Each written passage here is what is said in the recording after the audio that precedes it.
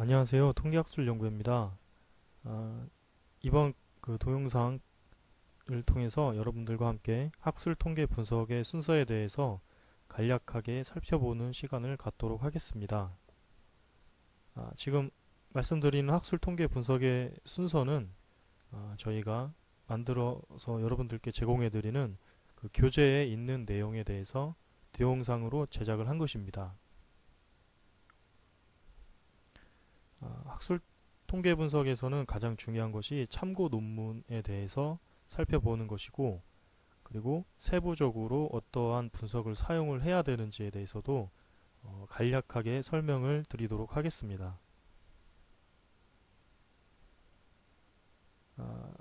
가장 중요한 것이 바로 참고 논문을 어떻게, 얼만큼 읽어서 자기 것으로 소화하느냐가 상당히 중요한 역할을 합니다.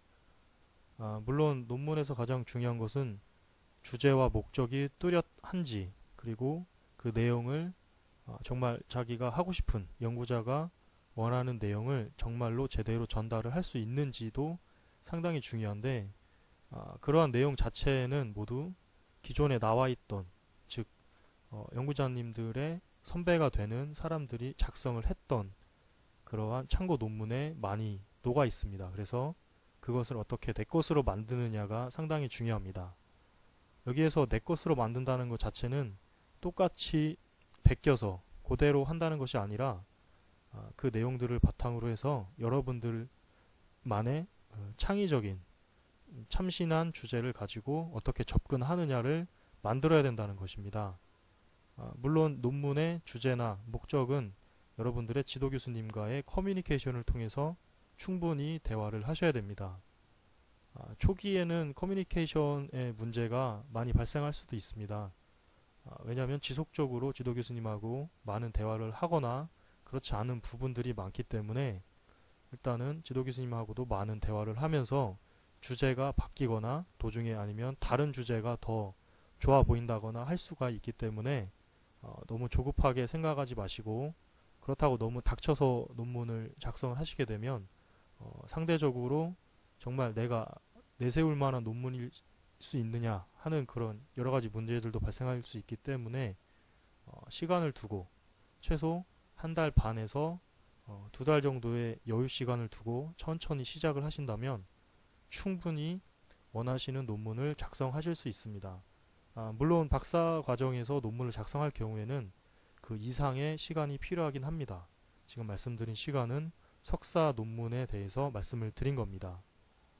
그리고 석사 논문 중에서도 뭐 실험을 해야 되는 생물학과나 또는 간호학과나 기타 사회심리 쪽의 논문들도 마찬가지로 충분한 실험을 할 수 있는 시간 자체는 고려를 하셔야 되고, 설문지를 수거해서 분석을 하는 데까지는 보통 저희들이 판단할 때는 직접 하신다고 하신다면 한 달 정도의 여유 시간은 필요하기 때문에 나머지 한 달은 주제를 잡고 교수님과 어떻게 어떤 주제를 가지고 정말 이것이 좀 더 좋은 논문이 될 수 있느냐에 대해서 많은 상의도 하셔야 되고, 그리고 설문지도 제작을 하시고, 그 설문지 제작한 걸 바탕으로 해서 예비조사, 파일럿 테스트나 아니면 기타 타당성도 검증을 하셔야 되기 때문에 시간적으로 너무 다급하게 논문을 시작하지 않으셨으면 하는 것을 미리 말씀을 드립니다.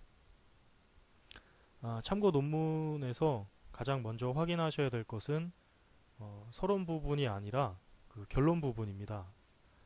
결론 부분은 결국은 참고 논문에서 그 참고 논문을 작성한 그 연구자가 정말 하고 싶었던 얘기나 아니면 조사를 하게 된 배경 등에 대해서 아주 간략하게 2페이지에서 5페이지 내외로 아주 함축적으로 들어가 있기 때문에 그 결론 부분을 먼저 읽어보시고, 그리고 서론부터 본론까지 차근차근 읽어보시기를 바랍니다. 인터넷을 통해서도 뭐 RISS나 국회도서관, 아니면 구글을 통해서도 국외 논문이나 국내 논문들을 많이 찾아보시고 활용을 하실 수도 있기 때문에 참고 논문은 눈으로만 읽지 마시고 꼼꼼하게 어떻게 어떤 생각으로 이렇게 접근했을 것이다 라고 체크를 하시면서 미리 조금씩이라도 더 읽어 놓으시는 게 좋을 듯 합니다. 참고 논문을 확인하셨다면 이제 가설, 즉 어떤 내용에 대해서 통계적인 검증을 해서 일반화를 했느냐, 즉 논문은 해당 조사 대상자들을 통해서 어느 정도의 일반화를 하는 것 자체를 이제 염두에 두고 작성을 하는 것이기 때문에 이제는 어떤 가설을 통해서 어떻게 일반화를 하느냐를 살펴보셔야 합니다. 보통 일반화를 할 때는 통계 분석 방법이 정형화된 틀이 있습니다. 이 정형화된 연구 방법의 절차에 대해서 간략하게 설명을 드리도록 하겠습니다. 가장 먼저 할 것이 빈도 분석이나 기술 통계 같은 아주 기초적인 그 조사 대상자들의 특성을 파악을 한다거나 아니면 조사 대상자들이 응답한 내용에 대해서 그 자체적으로 어떤 경향이 있는가, 어떤 식으로 평균이 나타났는가를 확인을 꼭 하셔야 됩니다. 그리고 여기에서는 뭐 결집값을 어떻게 처리할 것인가, 그 결집값 처리 같은 경우에는 충분히 지도 교수님하고도 꼭 상담을 하시고 대화를 하셔서 최대한 많은 사람이 반영될 수 있도록, 그리고 결집값이 보통 없는 경우를 좋아하시기 때문에 결집값 처리에 대해서는 반드시 지도 교수님하고 상의를 하셔야 됩니다. 그 다음에는 미리 참고 논문 등을 통해서 확인하고 작성된 설문지에 있는 문항들을 어떤 식으로 척도할 것인지 또는 어떤 식으로 하위 요인으로 둘 것인지에 대한 타당도 검사라든지 아니면 그 내용 자체, 조사된 설문지의 데이터 자체를 믿을 수 있는가 하는 신뢰도 검사를 진행을 하시게 되고, 그 신뢰도 검사를 바탕으로 해서 이제 논문을 본격적으로 어떻게 분석을 하는지에 대해서 살펴보도록 하겠습니다.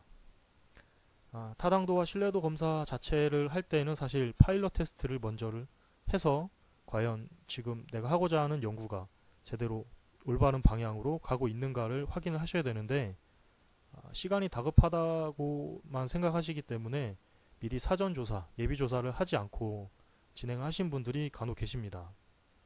이렇게 되게 되면 기존에 여러분들이 생각했던 척도로 묶이지 않을 경우에는 논문을 다시 쓰거나 아니면 처음부터 아예 연구 주제를 바꾸는 경우도 있기 때문에 타당도 검사와 신뢰도 검사는 상당히 중요합니다. 물론 최대한 가능하시다면 예비조사를 꼭 하셨으면 합니다.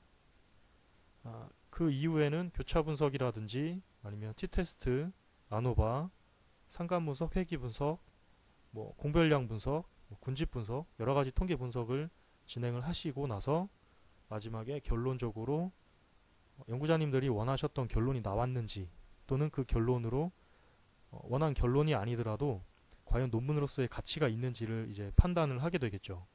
그 판단 여하에 따라서 추가적으로 더 분석이 필요한 경우도 있고 그렇지 않은 경우도 있습니다. 이런 일련의 과정 등을 통해서 여러분들께서는 그 논문을 작성을 하시게 됩니다.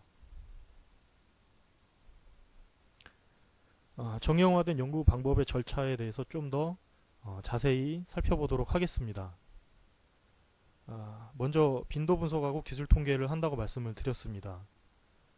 여기에서 지금 범주형 변수와 연속형 변수라는 것이 있는데, 범주형 변수라는 것은 성별 또는 결혼, 유무와 같이 특정한 그 보기 항목을 더하거나 빼거나 해서 산술적으로 계산을 할 수 있는 것이 아닌 그런 변수들을 말합니다.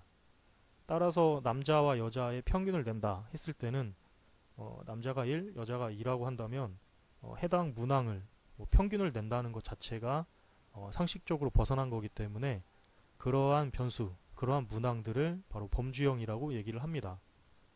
그와 반대로 연속형이라는 것은 그 특정한 변수, 문항 자체를 평균으로 낼 수 있는 것을 말합니다. 리커드 척도 같은 경우에는 사실은 서열 변수로 작성이 되는 것인데, 리커드 척도 자체를 연속형 변수로 포함을 시켜서 평균을 내고 그거에 따라서 합계를 내고 해서 집단 간의 차이가 있느냐 또는 없느냐를 판단하는 경우가 많습니다. 이렇듯 평균과 최소값, 표준표차 등을 구해서 계산을 할 수 있는 문항 자체를 연속형이라고 얘기를 합니다. 이렇게 범주형과 연속형 자체를 구분을 해서 일반적인 데이터의 특성을 파악을 하고 조사 대상자들의 전체적인 경향이라든지 아니면 조사 대상자들의 생각을 어느 정도는 읽어낼 수 있습니다. 물론 이게 여러 가지 경험을 통해서 축적된 그 노하우가 될 수도 있지만 단순하게 만족도가 3.5 이상이었다 내지는 5점 만점이었는데 4.5 이상이었다라고 만족도가 나온다면 대체적으로 다 만족을 하고 있다 라는 것은 여러분들이 파악을 하실 수 있기 때문에 분석에서 어떤 식으로 진행을 해야 되는지도 고려를 할 수 있는 아주 중요한 연구 방법의 절차입니다.